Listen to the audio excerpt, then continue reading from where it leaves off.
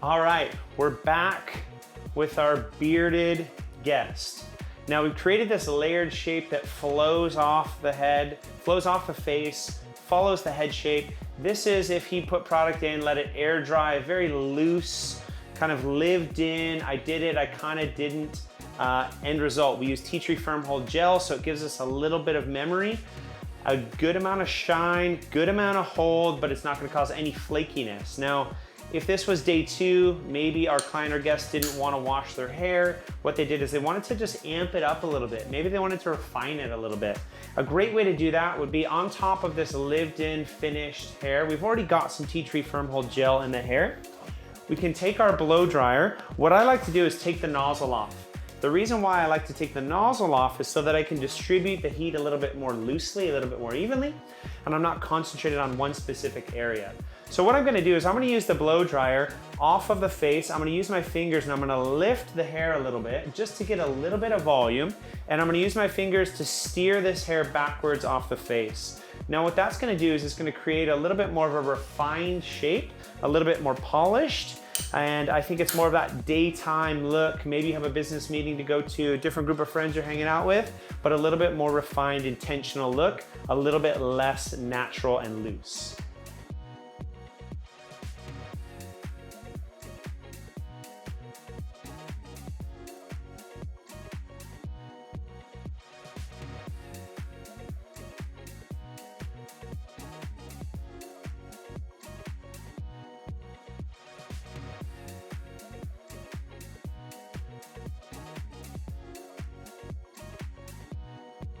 All right, so we've loosened up our shape with the blow dryer. Once again, it has tea tree firm hold gel in here, and I like the silhouette that you get with a taller front, following the head shape, and a little bit of kick out the back. You're seeing that a lot with like trends nowadays, and this flow where it has the ability to be tucked behind the ear, it looks really nice and neat, but still has this nice profile view where it's a bit more fitted here in the nape, following the bone structure.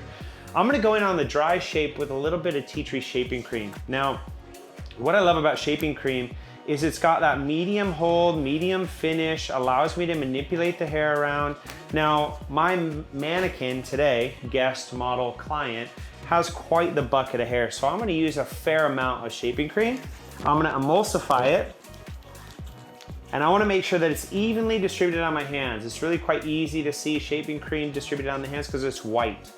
Now, I'm gonna go back in with my fingertips, and I'm just gonna comb this hair in the direction I want it to go in.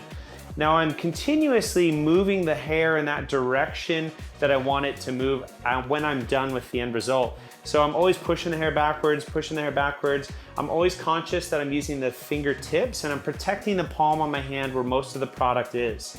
Once I have product in the hair, like I said before on some of our previous looks, I'll start to be a little bit more aggressive with my application and make sure that I'm putting product into the hair.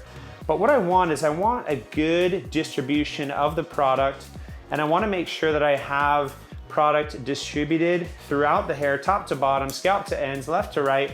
And then when I feel like I've got most of the product off my hands, then I can come in with a little bit more of my palms and dress the hair exactly where I want. So on the sides where the hair is a little bit longer and I wanna make sure it's flowing back behind the ears, I'll use my palms and kind of smear that hair back.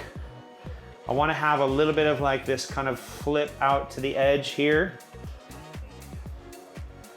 I'll move over to the other side.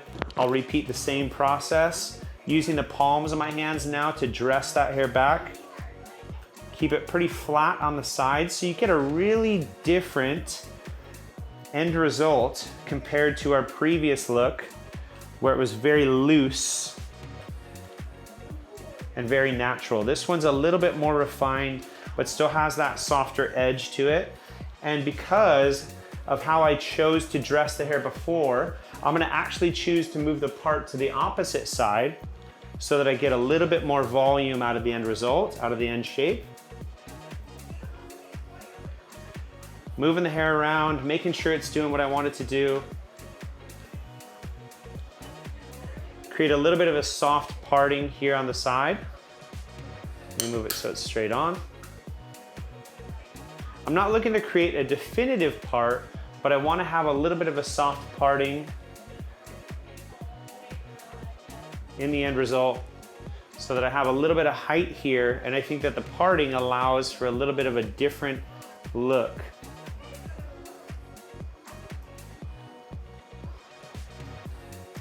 And I like to keep this area in the back like pretty small. So I want to have that come back.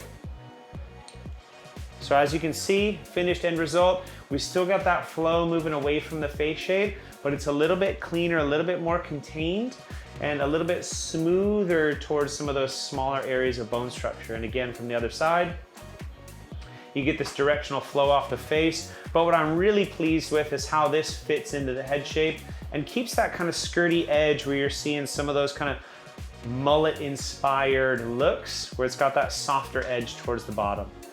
But awesome look, a couple of different ways to wear it. Once again, a little soft parting, layered shape with a longer top. And we dressed it originally wet with tea tree firm hold gel, let it air dry. We loosened it up with a blow dryer and then refined it a little bit with some tea tree shaping cream, and the end result's awesome.